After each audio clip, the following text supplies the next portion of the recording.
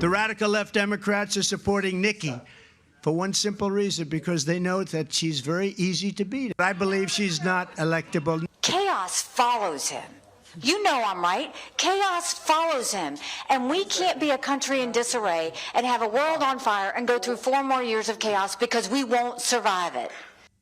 Hey there, everyone. I'm Lilia Luciano. You just heard the only 2 remaining Republican presidential candidates ramping up their attacks, making their final push to New Hampshire voters ahead of the polls opening today and people voting throughout the state. Nikki Haley and Donald Trump are facing off for the 22 delegates that are up for grabs tonight.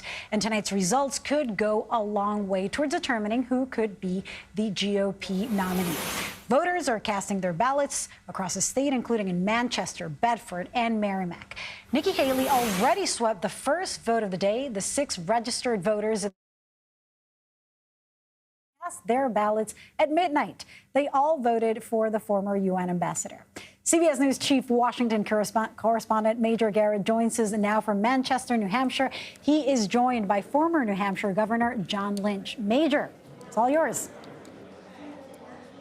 Thanks so much, Leah. And one thing I want to let our audience know, that can be a false positive, Dixville Notch. John Kasich won Dixville Notch in 2016, did not win the primary against Donald Trump. So sometimes for Republicans, that can be a false positive. But Governor Lynch, I want to talk to you. You were governor here in the state from 2005 to 2013.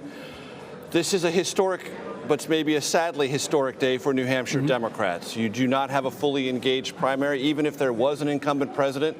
This is the first time that the incumbent president's not recognizing the New Hampshire primary. It's a write-in ballot. How do Democrats feel about that? I think Democrats, and I'm one of them, are pretty upset. We're frustrated. We're angry at the decision to dismiss the New Hampshire primary. We've had the New Hampshire primary for 100 years. We take it very, very seriously.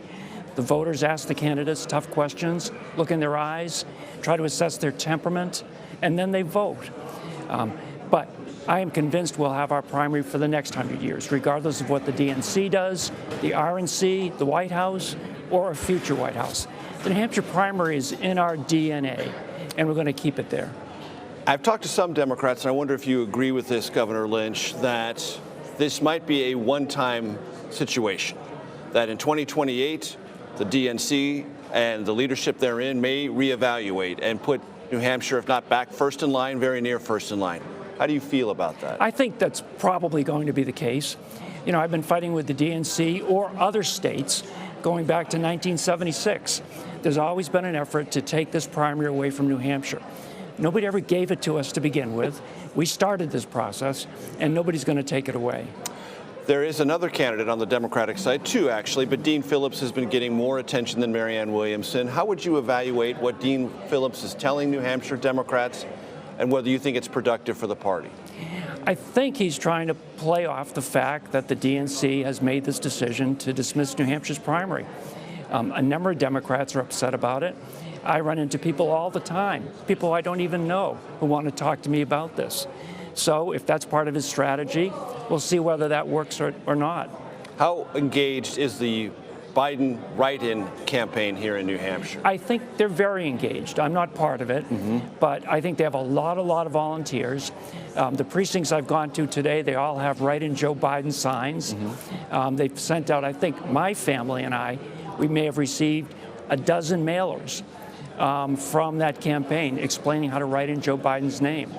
So it seems like they're pretty well organized, probably better organized than Joe Biden was 4 years ago. 4 years ago, when he came in a memorable 4th here in New Hampshire, or 5th. Fifth, he came right. in 5th. 4th in Iowa, 5th in New Hampshire. Right. A perfect springboard to a victory in South Carolina. I want to ask you about something that Dean Phillips says, and I want to ask you, Governor, if you're comfortable with it. He said the decision here in other states to disable his ability to get on the ballot is very similar to what happened on January 6th. Do you view it the same way? Absolutely not. I haven't heard him say that. I think it's very, very different. January 6th, it was an insurrection against the Capitol, against democracy. I don't see that the same. And how do you feel as a Democrat watching the Republican conversation play out in this state? What do you expect to see tonight, and how do you think that sets up for the general election in New Hampshire? It's hard to know what's going to happen tonight. Really? You think it's hard to know? I do. I can remember when Hillary Clinton ran against Barack Obama, the polls showed that she was 15 points behind the day before the primary. As I did the media circuit, the question I was asked, do you think Obama can win by 20 points? And obviously Hillary won. Right. So I'm a little bit suspect about what the polls show. And what do you believe New Hampshire and the debate herein will be if it is a rematch of former President Trump and President Biden? Well, one is I think New Hampshire's 4 electoral votes are very important. It's just 4, but they matter. If Al Gore, people remember this, had won New Hampshire in 2000, and he didn't because Ralph Nader was on the ballot and took 22,000 votes away from Gore. If he had won New Hampshire, he would have been elected president of the United States. There would have been no Florida recount. There would have been no hanging chads coming out of Florida. So those 4 votes matter. Biden beat Trump by about 60,000 here in 2020.